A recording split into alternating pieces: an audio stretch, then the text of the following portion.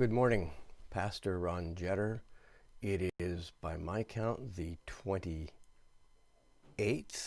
of December, 2020, Monday. That means on Thursday it'll be New Year's Eve. We're counting down then the last days of 2020. Wow.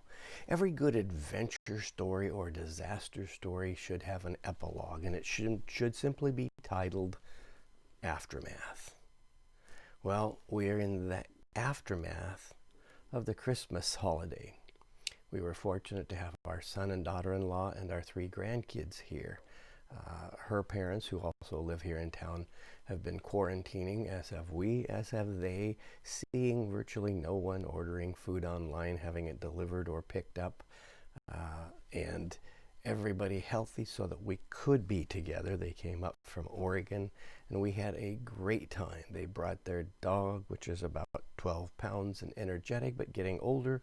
Our dog is 14 months and 60 pounds, and didn't understand why this other dog didn't want to play the same. So there was barking, and there was kids, a 3-year-old and a 5-year-old and a 7.5-year-old, and there was cooking, and there was dishes, and there was presents and unwrapping, and they just left a few minutes ago, and there is a dishwasher full of clean dishes, and at least that many ready to go in, and at least that many that need to be washed by hand. The garage is full of cardboard that needs to be broken down and recycled. The trash can will be full of the stuff that can't be recycled, and our son, while he was here, went through a box of stuff that it's been around. He's almost 35, and so it's stuff that's 4 big boxes and crates of stuff came in from the shed. He sorted through them, took 1 little box with him, left a couple of big boxes for the trash, and then said, "Here, keep storing the rest of these for me until I'm 40. I don't know.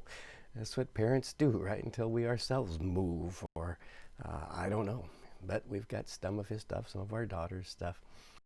We've got bedding to strip. We've got towels then, and linens that'll all need to be washed. Furniture put back in its place. And I'm tired. Wow. Aftermath. How are you doing today?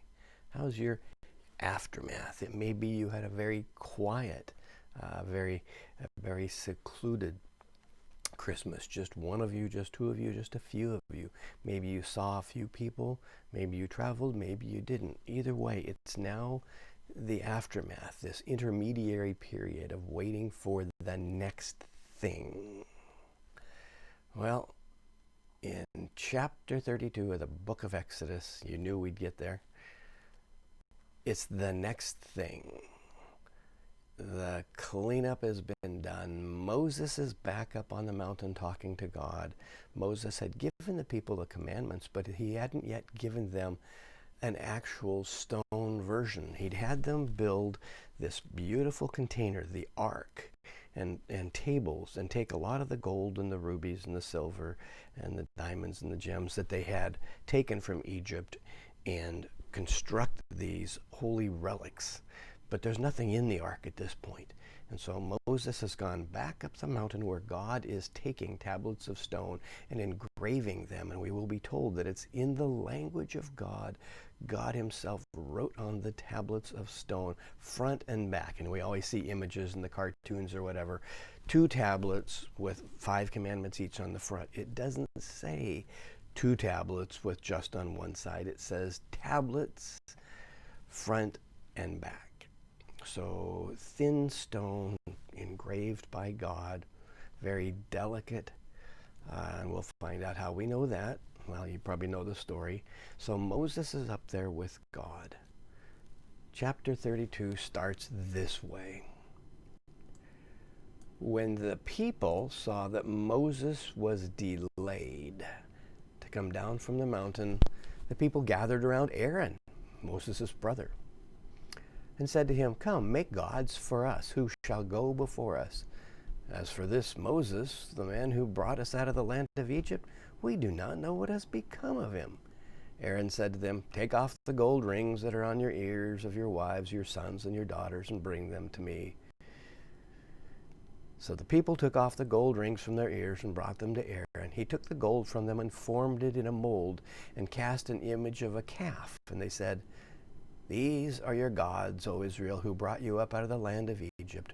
When Aaron saw this, he built an altar before it, and Aaron made proclamation and said, "Tomorrow shall be a festival to the Lord." They rose early the next day. They offered burnt offerings and brought sacrifices of well-being. And the people sat down to eat and drink and rose up to revel.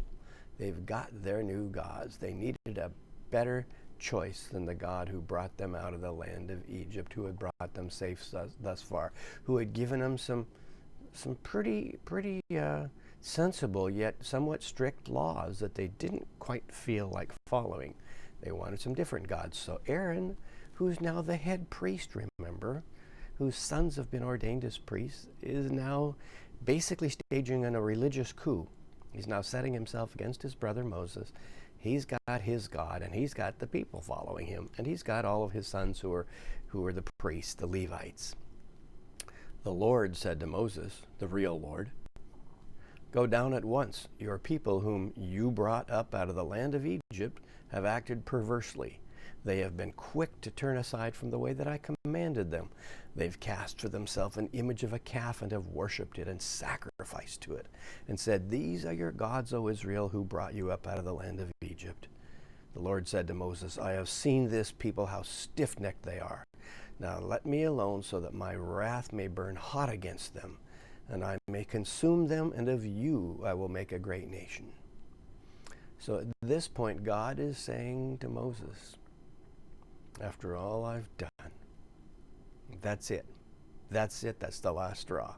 You, Moses, and your foreigner wife, the Moabite wife, and Jethro, and all of those, I'm going to start over with you guys, because these Israelites are driving me nuts. Moses implored the Lord, his God, said, "Lord, why does your wrath burn hot against your people whom you brought out of the land of Egypt with great power and a mighty hand? Why should the Egyptians say it was with evil intent that God brought them out to kill them in the mountains and consume them from the face of the earth? Turn from your fierce wrath and change your mind. Do not bring disaster on your people. Remember Abraham, Isaac, and Israel, your servants, how you swore to them by your own self, saying, 'I will multiply your descendants like the stars of heaven.'" And the Lord changed his mind about the disaster he planned to bring on his people.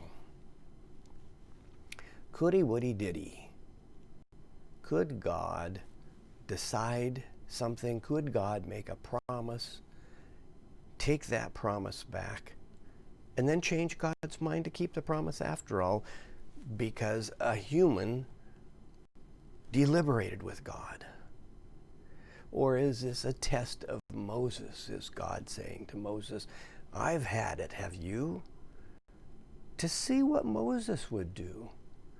And this is now when, instead of Moses complaining to God, saying, "Why did you trust me to bring these people out? They're stiff-necked and stubborn." Now it's God complaining to Moses.